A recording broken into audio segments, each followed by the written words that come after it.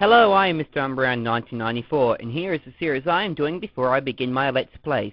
Pokemon Theories, a show in which, like a certain lawyer, we bluff and pull it out of our asses. I mean, help connect the dots and stuff you may or may not have asked. Today, we will talk about, as you have probably guessed by the title, how to become a gym leader. Please note, while the manga, anime, and games are different canon, I will still use pieces from two of them. This will help make it more accurate. Well, let's begin.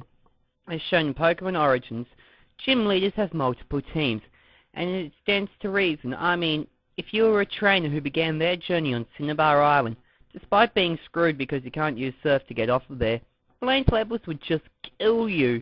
In order to make it fair for all trainers, you have to have a minimum of 9 different teams with levels that vary. For example, if you have no badges, as a trainer you will face the lower levels, like 8 to 12. For one badge, 18 to 21, and so on. Now, there may not be much to support this. For example, the fabled Mew under the truck in the games, getting it, requiring you to skip Surge's gym. But when you challenge him later on, his levels are still pretty low. This is just due to game programming, not how it works in the universe. The same can be said for Generation 3, in which you can skip Winona's gym right up until the very end. Now, on to the next part of this theory. Despite Green/Blue/Gary, whatever you want to call him, in Generation 2 and their remakes, which I'll explain later on, you need to specialize in one type. This is in order to teach trainers about the different types of Pokemon. Now, I know what you're all thinking. If that's the case, why have one type rather than not many like real trainers? And yes, you may be right. However, that won't teach trainers what's good against what type. For example, if Corona used types besides fighting, let's say you shared an electric in there as well. No, if you didn't catch an Abra, your Slowpoke or flying Pokemon that you would use expecting for a fighting gym would be screwed. Which also helps with a side point. The types they use in their gyms must be weak to something you can catch within a close to immediate area. Play the games. I assure you that you will find this to be true, even for areas you didn't think so. Yes, even for Sabrina, with the exception of Generation 1 with how overpowered the Psychic type was. But anyway, back to the point at hand. In using one single type of Pokemon, which will also assist trainers in building the team, realizing how good one type can be used to balance out a team.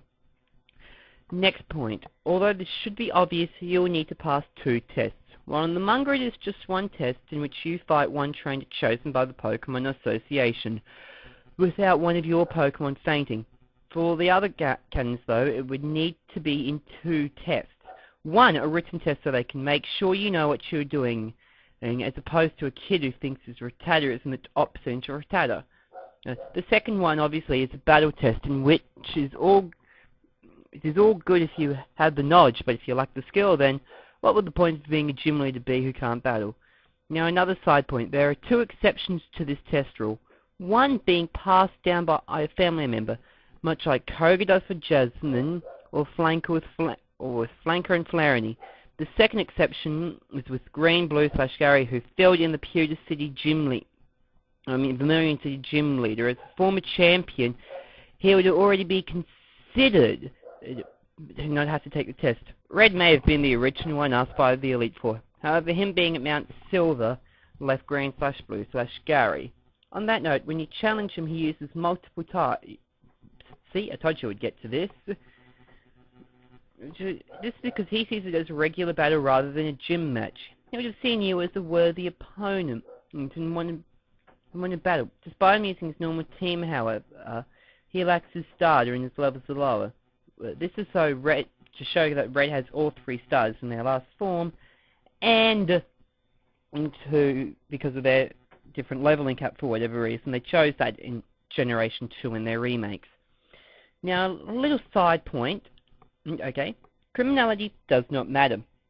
As shown in Generation 1 in their remakes, Giovanni, the leader of Team Rocket, is in charge of the Vermilion City gym before Red defeated him. And now, one last side note. For your tests, you may not have to win the battle. You just have to prove you have the skill. Hey everyone, thanks for watching. Please like me on Facebook and follow me on Twitter. Subscribe if you want to see more of these videos.